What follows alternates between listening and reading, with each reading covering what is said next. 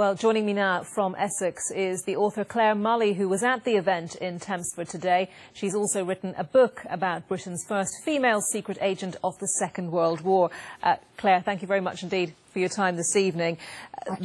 Their bravery, their sacrifice, these women really were quite something, weren't they? They were absolutely extraordinary in an era that didn't expect women to do anything like that. So Christina Skarbek, the first woman who went out, actually went out in 1939 still, in the very first months of the war. And at that point, it was absolutely unheard of for a woman to go out into work like that behind enemy lines. And this memorial commemorates 75 women who went out from 13 different countries that went out through RAF Tempsford. So wonderful to see that happening today. Some of them honoured for the first time today at this memorial.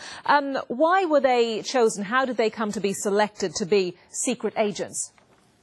Well, Christina Skarbek, the first one, volunteered. She wasn't selected. She basically demanded to be taken on. But I think the things that they shared, a lot of them had dual nationalities or very strong links to other countries.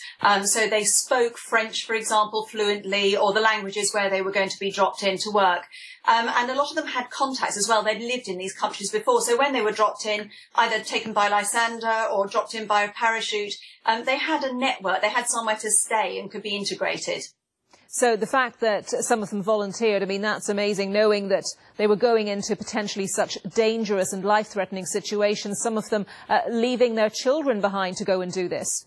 Of course, famously, Violette Szabo left her daughter, Tanya, and Tanya was there today and read very movingly the code poem that she had when she was doing her wireless operations. But yes, their bravery, their great blunt courage was the other thing that they all shared. And they were told during the war, they worked out that radio operators, and many of these women were trained to be radio operators, to make contact through code back to Britain or wherever they were being supported. They were told they could expect to be tracked down by the German tracker buses, caught, interrogated and possibly killed within 6 weeks. And they still volunteered with that knowledge. We talk a lot today, don't we, about role models for girls and young women, and you know, these women, perfect examples of women who should be held up as role models, I suppose. Yes, and I believe they are. There is more interest again at the moment surrounding some of these stories. There's more research happening, and some of the files in the British Archives are coming out now that previously we hadn't had access to. So there's more new stories coming out, and I think that is generating some interest.